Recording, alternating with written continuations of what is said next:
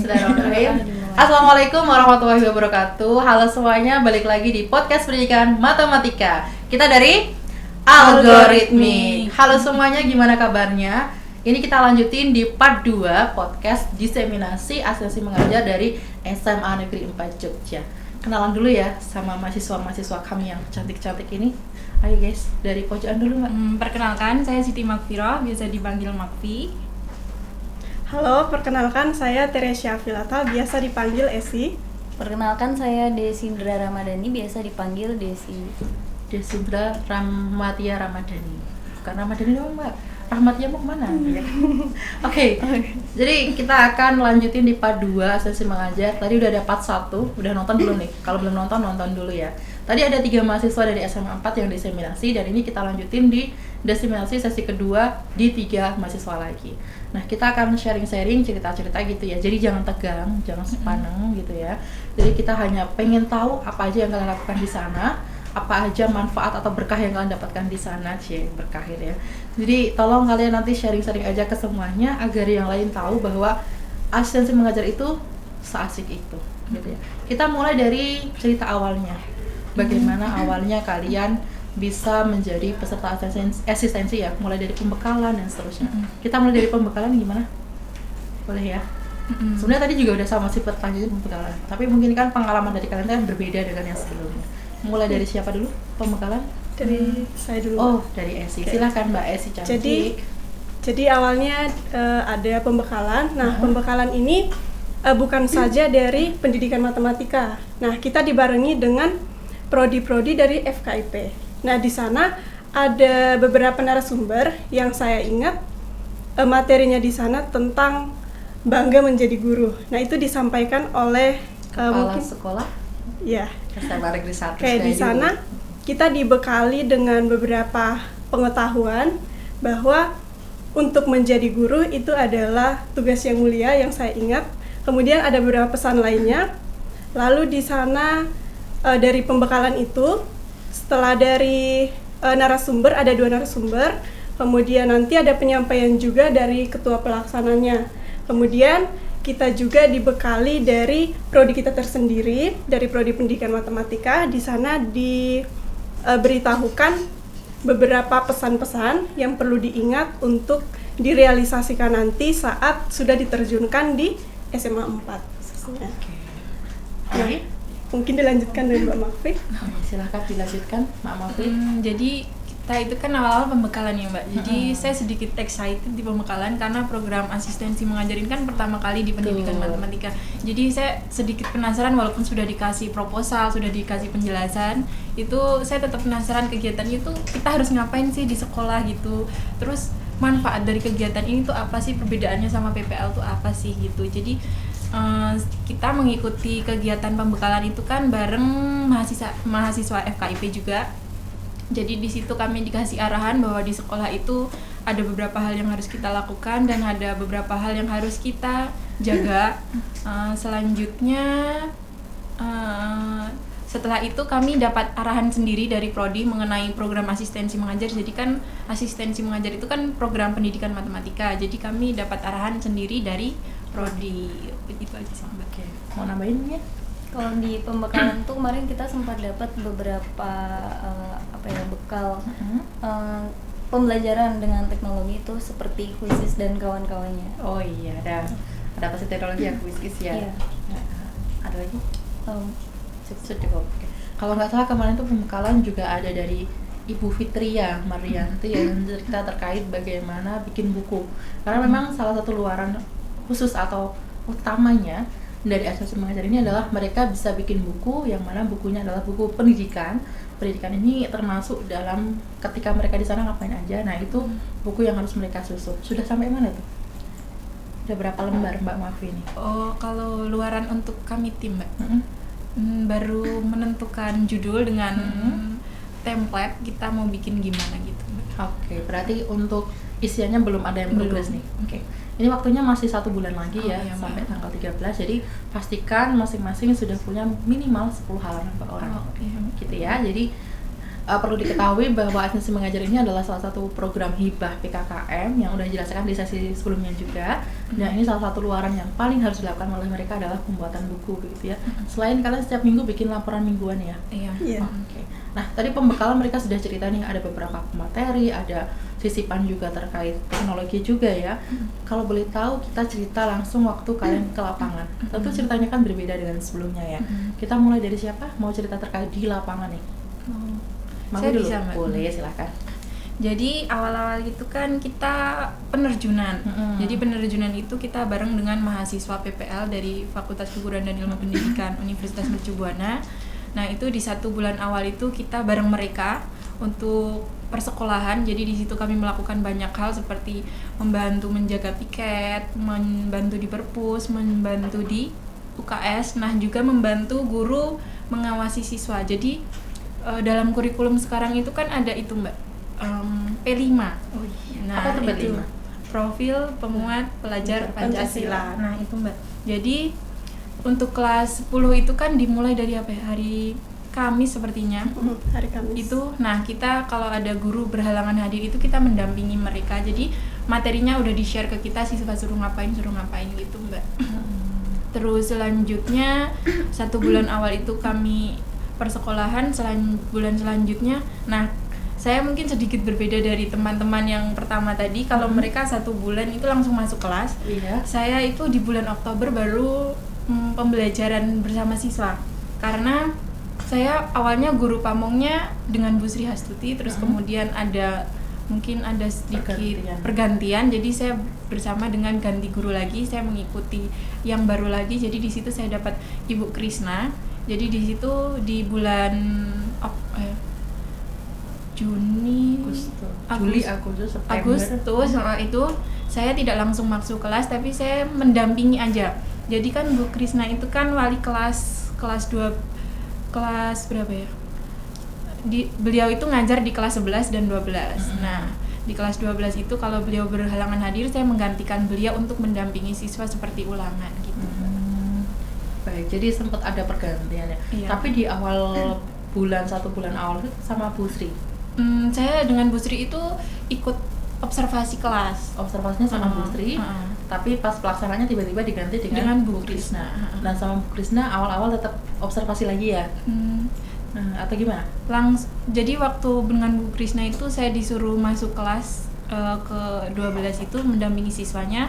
Selanjutnya saya di kelas 11 itu langsung, Mbak. Jadi tapi kami melakukan wawancara kayak ngobrol dulu sama Bu Krisna kayak karakteristik siswanya tuh gimana, bahan ajar yang harus disiapkan gitu, Mbak. Jadi sebelum ke lapangan pun Bu Krisna udah sharing-sharing ya terkait masalah karakteristik dan sebagainya gitu.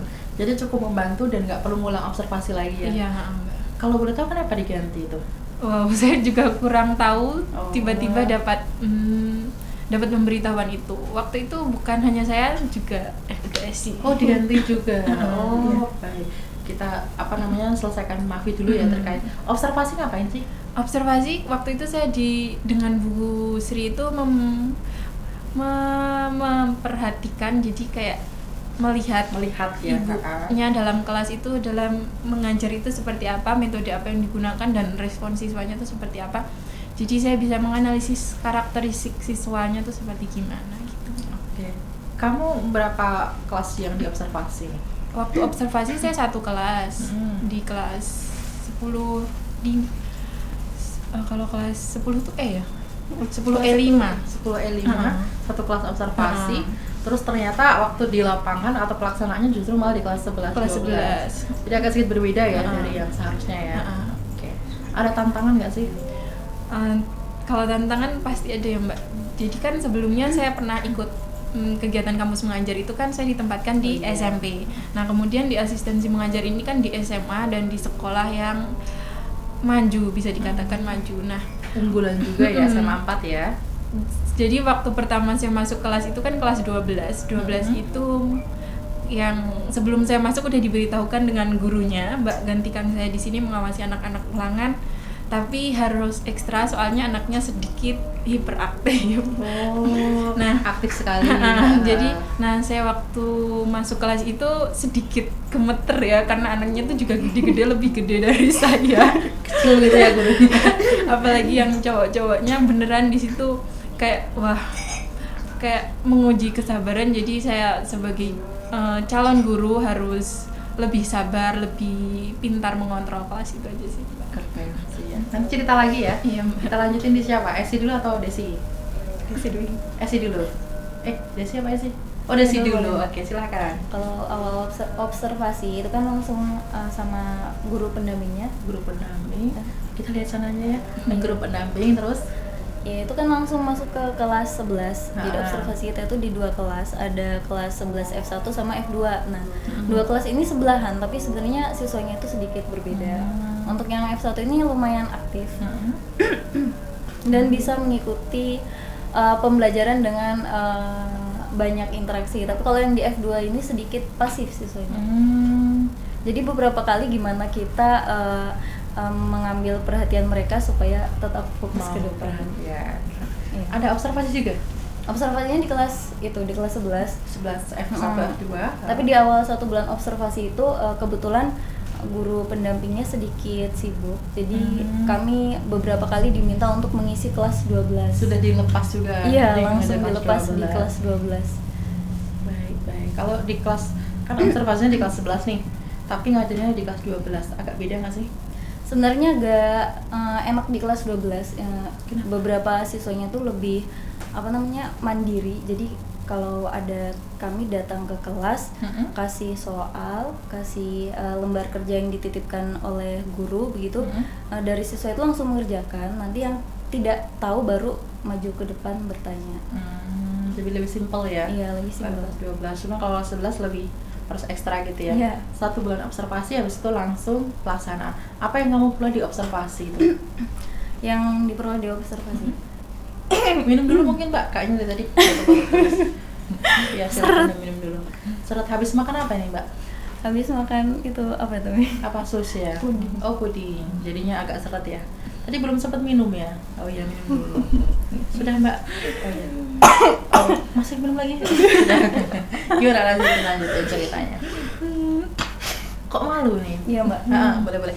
Jadi kelas 11 udah observasi, kamu dapat apa aja di observasi tadi? Di observasi itu kan kami cuma masuk 2 kali. Jadi 2 kali. yang 11 F1 1 kali, 11 F2 1 kali. Okay. Yang kami dapatkan tuh kalau dari beliau, dari guru pembimbing itu pengerjaan lembar kerja itu tetap berkelompok, tapi itu nanti tidak yang 4 orang begitu, dibatasi 2 sampai 3 orang. Jadi kalau menurut saya dari observasi itu memang lebih efektif karena mereka kan kalau 2 sebelahan pasti mau nggak mau diskusi gitu. Iya, betul. Kalau sendiri kan yang nggak bisa. Iya. Kalau berkelompok rame-rame nanti yang kerja 2, cuman itu tuh yang 2. lain ngikut mama. Jadi ternyata dari observasi itu udah tahu pembelajaran mana yang paling efektif ya. Ternyata 2 orang itu lebih efektif. Kalau di matematika atau di pendidikan kita tahu ya, kalau 2 itu namanya model pembelajaran apa, masih ingat nggak? Think, pair, share ya, itu salah satu model kooperatif. Kalau berdua-dua itu namanya think, pair-nya itu berdua berpasangan, baru share. Jadi mungkin gurunya sedang menerapkan salah satu pendekatan model pembelajaran kooperatif tipe think, pair, share. Dari observasi lain ada yang kamu peroleh nggak? Ini masih observasi ya, belum pelaksanaan. Observasi Iya. lain. Observasi lain tuh selain lembar kerja tadi yang berdua-berdua, dari beliau itu sudah menggunakan sering menggunakan PowerPoint, kemudian GeoGebra juga, Live Worksheet juga. Banyak sekali Iya. yang beliau gunakan ya. Jadi beliau juga walaupun ini kan teknologi kan semakin canggih ya, dan beliau bisa mengikutinya gitu ya. Iya. Oh, keren sekali. Masih muda gurunya? Kurang tahu ya. Secara ini tidak begitu muda, tapi beliau bisa mengikuti ya. Itu luar biasa. Sangat Ada bisa lagi mengikuti itu. yang observasi mungkin? Mungkin cukup itu Cukup saja gitu. dari observasi. Nanti baru cerita yang pelaksanaannya ya. Kalau dari Esi gimana nih waktu Kalau dari observasi? saya sendiri, waktu observasi itu saya observasi di 4 kelas. Karena Banyak sekali. ada pergantian guru pamong. Oh, kalau Nah. kamu 2 kelas aja? Tidak, yang pertama itu saya observasi, yang kedua saya diskusi saja sama gurunya langsung. Oh, kalau ini observasinya 4 4 kelas. iya. Kelas berapa aja itu? Ada kelas 11, ada kelas 10, ada kelas 11 juga. Jadi semuanya. 11-nya 2 kelas, 10-nya berapa kelas? 10-nya 1 kelas, Jadi 11-nya 3 kelas. 11-nya 2 kelas, 10-nya 1, 12-nya 1. Oh jadi 4 kelas, observasi semua itu? Iya. Gimana ceritanya observasi di 4 kelas? Jadi observasi itu yang pertama, karena guru pamongnya masih Bu Yekti, saya observasi di E2, di 10 E2 bersama Anggita. Nah di observasi itu yang saya lihat gurunya masih menerapkan, mungkin ini metode yang kebanyakan saya lihat, jadi guru-guru masih menerapkan metode konvensional. Nah kemudian di sana saya melihat di E2 ternyata mungkin karena sudah kebiasaan, anak-anak juga sudah nyaman juga dengan metode itu. Kemudian menurut saya metode itu cukup efektif. Ya, kemudian kalau di F5 itu juga masih sama guru pamong yang lama, Bu Yekti. Di sana juga sama, ternyata metode yang digunakan masih konvensional. Kemudian setelah itu karena diganti guru pamongnya ke Bu Ambar, saya diajak untuk observasi lagi di F8. Nah, di F8 juga adalah kelas unggulan, jadi itu kelas KKO, kelas khusus olahraga. Saya observasi di sana, ternyata memang ada perbedaan antara kelas KKO sama kelas reguler yang biasanya. Anak-anak KKO itu cenderung lebih suka yang rame, anak-anaknya suka yang rame. Kemudian kalau setelah dari F8, saya observasi lagi ke kelas 12 MIPA, diajak sama guru pamong yang baru untuk melihat karakteristik anak-anaknya. Oke, setelah saya masuk ke kelas 12, ternyata kelas 12 MIPA itu tidak jauh berbeda dengan yang KKO di F8. Kurang lebih karakteristiknya sama, anak-anaknya suka yang rame. Jadi kalau mau diterapkan udah pembelajaran yang banyak gerak tuh malah seneng ya, daripada yang dijelasin di depan itu agak sedikit butuh effort gitu ya. Jadi dari observasi kamu dapat karakter siswanya. Kalau dari segi mungkin media pembelajaran yang digunakan itu dapat apa aja tuh? Kalau media pembelajaran yang digunakan ibunya pernah waktu itu menggunakan PPT. Jadi menurutmu kalau pakai PowerPoint ini jadi PowerPoint juga ya, efektif nggak sih? Kalau menurut saya kurang efektif. Kenapa? Karena itu seperti pendobelan. Nah anak-anak itu lebih, kalau pakai PPT mungkin kurang penekanannya. Tetapi kalau dalam tulisan di papan tulis, nah itu mungkin lebih masuk. Kalau yang lain juga sama, di papan tulis lebih masuk. Iya, tapi kadang tuh yang bagian belakang itu tidak terlalu memperhatikan, Mbak. Kalau ditulis di papan tulis itu kan kadang tidak terlihat. Itu kalau PPT dibarengi penulisan di papan tulis itu menurut saya lebih maksimal. Jadi tetap harus dua-duanya jalan. Sama jauh lebih efektif ketika papan tulis jalan, di PPT juga jalan gitu ya. Oke.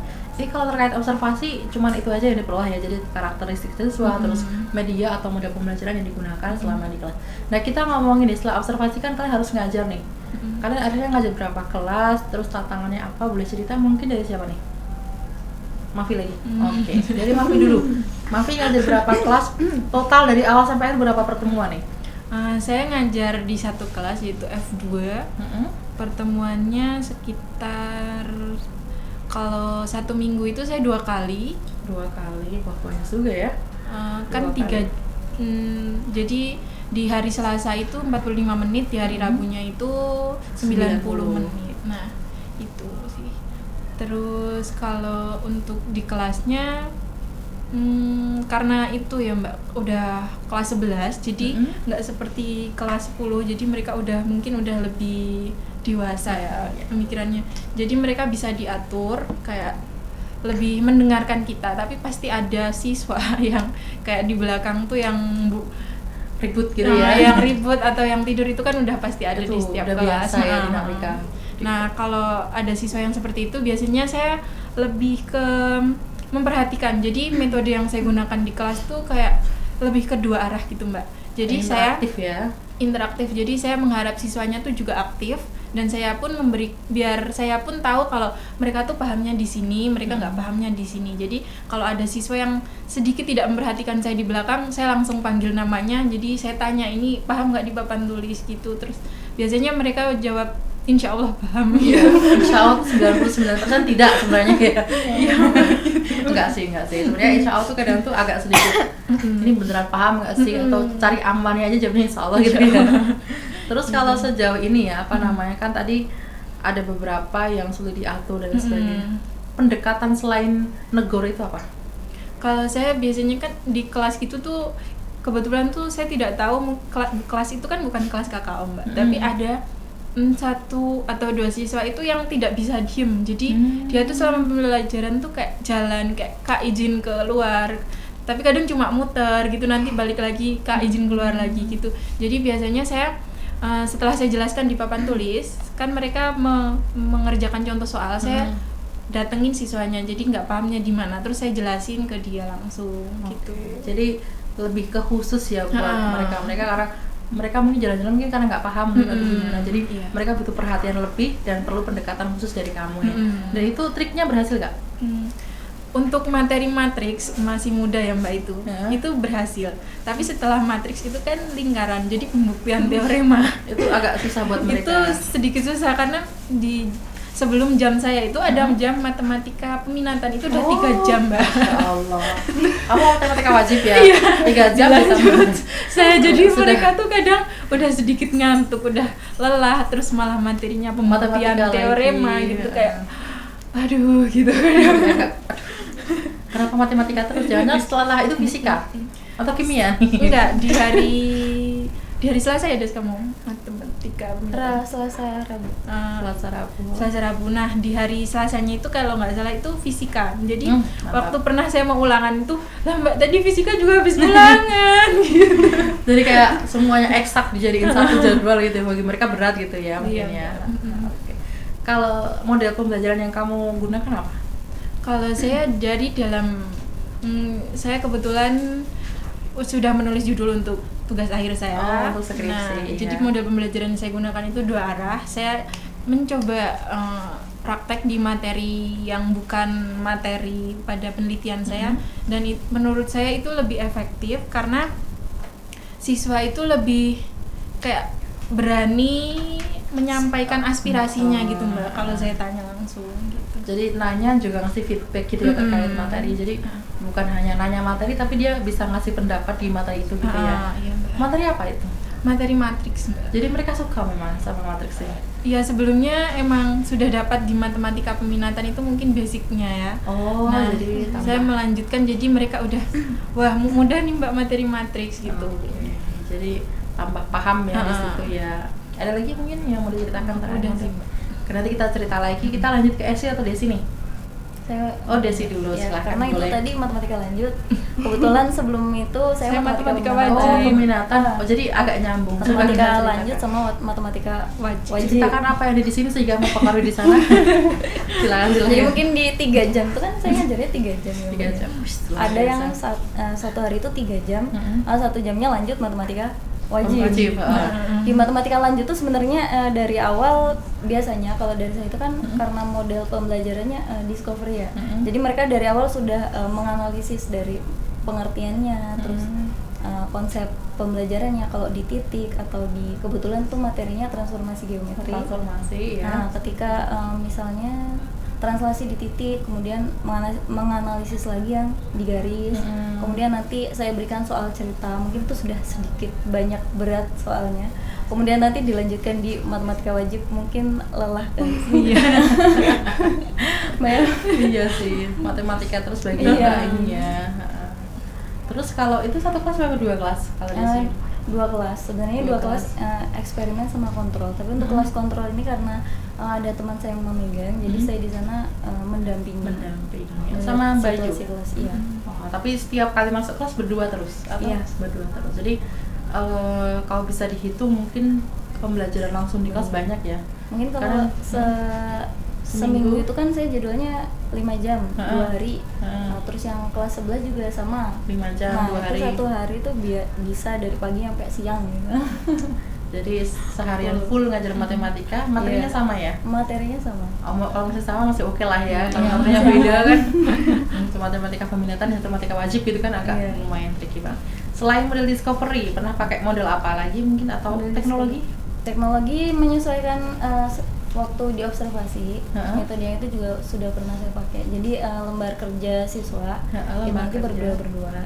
Kemudian untuk teknologi itu sama live worksheet, PowerPoint, GeoGebra tadi ya.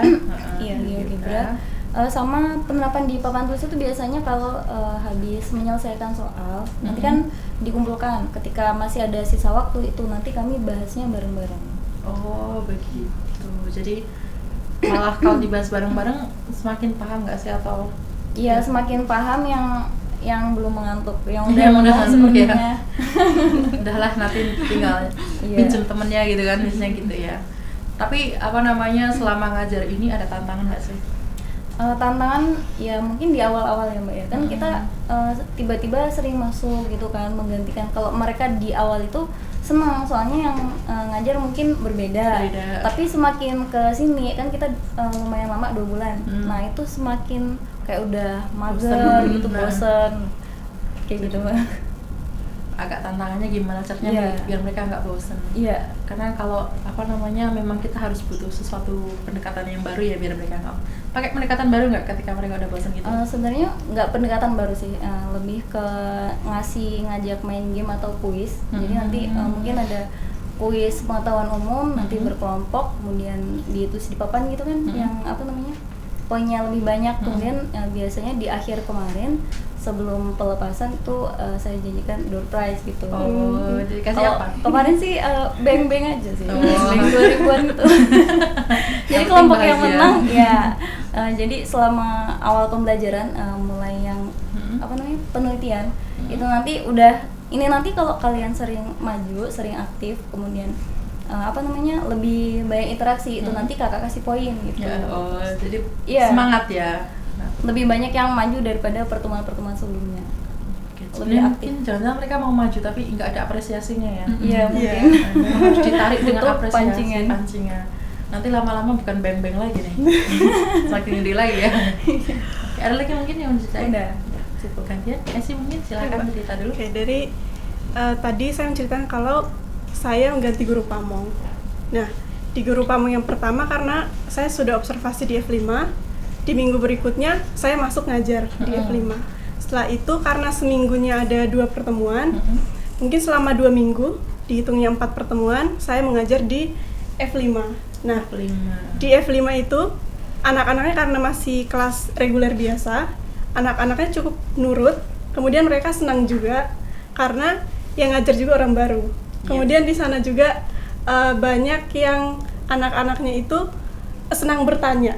Kalau dari observasi saya lihat anak-anaknya masih cukup seperti diam. Tapi setelah kita masuk, oh anak-anaknya maunya didatengin. Jadi saya kasih tugas, kemudian saya datengin satu-satu, saya tanya yang mana yang masih susah, langsung dijelasin, oh ini mbak. Dari situ saya bisa tahu, oh ternyata anak ini dia bisa tapi kurang pendekatannya. Itu mbak. Baik. Ternyata pendekatannya pun harus langsung ya, nggak Iya. bisa cuman tolong dong gini, jadi jauh-jauh gitu ya. Setelah kayak gitu berarti udah aman nih. Udah aman. Kalau model pembelajaran apa yang kamu terapin di sana? Kalau di F5 itu selama 2 minggu saya menerapkan masih sama seperti guru yang lama, masih konvensional. Kemudian setelah itu karena diganti guru pamongnya, setelah observasi saya ke F8. Nah di F8 saya ketemu sama anak-anak yang cukup aktif, bukan cukup tapi memang aktif. Sangat aktif. Ya, cukup aktif anak-anaknya. Di awal observasi aja saya lihat ada gurunya tapi anak-anaknya seperti mondar-mandir gitu. Ya. Sibuk sendiri ya? Iya, itu ada gurunya. Nah, saya bayangin ini kalau ada saya sendiri. Apalagi ya? Iya. Dimana kelas KKO juga anak-anaknya lebih fisiknya lebih besar dari saya. Tapi menarik ya? Iya, kemudian setelah itu minggu depannya saya maju untuk ngajar di kelas KKO. Terus pas waktu di KKO mereka jalan-jalan juga beneran atau gimana? Iya, di awal Tetap mereka jalan-jalan juga. Kamu biarin aja atau gimana? Yang beberapa kali saya tegur mbak. Tapi tegurnya gimana? Mas duduk mas, kayak gimana? Kalau saya sendiri langsung panggil namanya aja mbak. Ya, misalkan, sih kamu duduk atau gimana? Iya. Jadi agak keras atau karena kamu kayaknya nggak bisa keras ya. Jadi, sih duduk kalau gimana? Coba waktu itu kamu minta tolongnya gimana? Waktu minta tolong masnya atau Misalnya mbaknya duduk? Bima, namanya Bima. Untuk Bima, tolong duduk dulu sebentar ya. Nanti setelah ini bisa main-main 5 menit. Oh, terus dia mau? Iya. Oh, terus habis 5 menit beneran? Setelah 5 menit izin ke belakang, kadang-kadang. Gitu. Jadi tetap digituin, mau, habis itu nggak bisa diem. Iya, Karena memang harus- bagi mereka harus gerak terus mungkin ya. Iya, Mbak. Oke, tapi kalau mungkin kan kalau di pembelajaran mereka seperti itu. Kalau dari segi ulangan gimana sih? Kalau dari ulangan, anak-anak kakao itu aktif, tapi di pembelajaran itu mereka juga oke sih Mbak. Anak-anak Oke, ini ternyata bisa, seimbang ya. iya, anak-anak ini bisa menjawab soal dengan baik. Mereka juga kalau untuk nalarnya mereka ini bagus. Bagus. Oh, Iya. jadi memang Anak-anak butuh kakao. pendekatan yang harus jalan-jalan gitu ya. Mungkin gamescape itu lebih cocok bagi mereka ya. Iya, Mbak. Bukan hanya dengerin gitu ya. Nah, jadi mungkin next yang mau penelitian atau asistensi dapat di kelas KKO, mulai dari sekarang bisa belajar beberapa games yang menuntut mereka buat jalan-jalan gitu ya, biar mereka lebih semangat. Karena kalau cuma diem aja itu kan agak gimana gitu ya. Oke, ada lagi yang mau cerita? Kemudian karena di sana juga saya minta tolong untuk pengisian angket. Heeh. Di sana ada yang pertama ada angket studi pendahuluan. Heeh. Awalnya mereka ini apa Mbak, ini apa Mbak, Mm-mm. ini angket. Nah dari situ setelah angket studi pendahuluan masuk ke angket untuk penelitian. Di situ ada 2 angket. Kemudian saat saya sebar, saya dengar ada yang nyeletuk gini Mbak. Mbak, ini jawaban mana yang bisa membantu Mbak biar dapat nilai tinggi? Nah di situ saya cukup terharu karena itu udah minggu-minggu terakhir. Heeh. Padahal angkat ya itu kan back to mereka sendiri ya, diri Iya. sendiri ya. Jadi yang membantu mereka yang mana, bukan membantu mbaknya ya. Jadi menarik di situ sih. Oke, ada lagi mungkin yang mau diceritain? Cukup sih. Oke, ini untuk akhir sesi nih ya kan, udah cerita tentang awal, observasi, pelaksanaan. Mungkin kesan pesannya nih, kesan buat pelaksanaan programnya dan mungkin pesan untuk prodi dan next asistensi mengajar. Karena perlu diketahui ini tak tekankan sekali lagi ya bahwa asistensi ini adalah hibah ya, hibah dari program Kompetisi Kampus Merdeka dari Kemendikbudristek. Jadi pendanaan mereka untuk selama di sana per bulan yang mereka dapat dari Kemendikbudristek. Nah mungkin pesan-pesannya mau dari siapa, Makfi atau Makfi dulu. Nah, Makfi ini sebenarnya dia juga ketua ya, ketua di SMA Negeri 4 Jogja. Namanya Mbak Makfi. Silakan Mbak Makfi. Kesan saya untuk program asistensi mengajar keren. Pesan saya bisa dilanjutkan di tahun selanjutnya, Mbak. Gitu. Tahun selanjutnya. Nah, cuman keren aja. Keren Jadi kalau sudah cukup. karena itu udah gambarin semuanya gitu ya. Oke. Kalau untuk Mbak Esi gimana? Kalau dari saya kesan untuk program asistensi mengajar, untuk keseluruhannya kegiatannya ini sangat bermanfaat untuk saya. Kemudian kegiatannya seru karena di beberapa bagian juga kita dikunjungi oleh DPL kita. Oh iya, saya rajin mengunjungi ya. Iya. Bukan cuma mengunjungi loh guys, kita juga menraktir makan batagor di depan sekolahan. Ada kopi di sana, ada tempura ya, ada mangga jatuh. Terus Kemudian untuk pesannya semoga Prodi Pendidikan Matematika di tahun depan untuk angkatan 21 semoga kegiatan ini masih berlangsung karena kegiatan ini sangat-sangat bermanfaat. oke. Ada lagi? Kesan untuk kesannya manfaatnya cukup banyak sekali ya. Dari awal kita masuk terus piket selama sebulan tuh observasi kan karena nggak cuma di kelas tapi kita terlibat langsung di kegiatan yang lain, di perpus dan lain-lain, administrasi. Kemudian untuk pesannya mungkin buat teman-teman kedepannya karena ini sedikit menguras tenaga ya, agak kaget juga tapi nggak apa-apa, itu proses adaptasi mental, jadi dinikmatin aja selama kegiatan asistensi. Nanti bisa jadi cerita ya. Iya, Karena buat sejauh cerita. kuliah kan cuman masuk di jadwalnya ya. Iya. Tapi kalau asistensi kan 1 minggu full, pagi berangkat pagi, pulang sore, berangkat pagi, pulang sore, belum lagi malamnya nyiapin.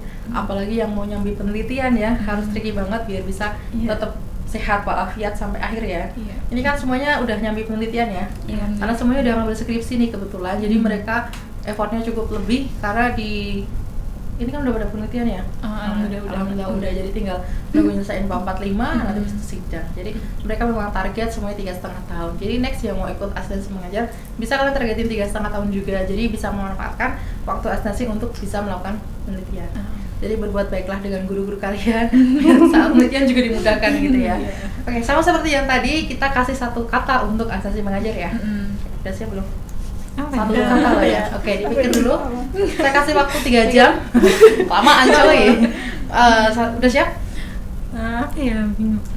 Terserah. Eh, Apa ya? Sudah. Udah. Saya nggak mau mikir ya. Oke, dari sini ya. Siap ya. 1 kata untuk asistensi mengajar. Istimewa. Kamu. Keren. Iya, no. Dia nggak fokus ini, lagi mikirin apa Maaf ini. Ulang lagi. Udah sih belum? Udah dapat? Keren sih Mbak. Sama nah. Sama, Fi. Apa ya? Kok saya jadi yang bikin? Tidak bisa digambarkan Mbak. Apa? Seru. Seru. Oke, ulang ya. Udah siap ya. Ini udah di tag nih, nggak apa-apa ya. Ini emang BTS itu harus ter-tag juga ya, biar pada tahu sebenarnya kan juga mikir juga. Satu kata untuk Asistensi Mengajar. Istimewa. Keren. Seru. Seru ya. Kayak kurang seru beneran ya. Oke, terima kasih Mbak Mafi, Mbak Esi dan juga Mbak Desi udah sharing-sharing di sini. Kami harap apa yang mereka sampaikan di sini bisa bermanfaat buat kalian. Jadi kalian punya gambaran nyata gitu ya terkait Asistensi Mengajar itu seperti apa. Aduh, belibet banget. Jadi gitu. Jadi next biar kalian juga bisa tahu rasanya Asistensi Mengajar seperti apa dari beberapa video-video ini. Karena ini nanti beberapa diseminasi juga akan di-share ya. Jadi kalian harus wajib nonton biar kalian tahu pengalaman. Oh, kalau di SMA ini seperti ini, di SMA ini seperti ini dan sebagainya. Dan kalian bisa ngambil hikmahnya, manfaatnya bahwa di Asistensi Mengajar ini bisa nyambi penelitian, bahkan dikonversi 20 SKS juga. Jadi kalian pasti akan sangat diuntungkan, apalagi KKN juga dikonversi. Itu poinnya. Oke, kita undur diri ya. Kami dari Asistensi Mengajar SMA Negeri 4 Yogyakarta ada Mbak Mafi, Esi, Desindra. Saya Nafidat, pamit undur diri. Mantap jiwa, semoga podcast ini bermanfaat buat kalian. Terima kasih. Dadah. dadah.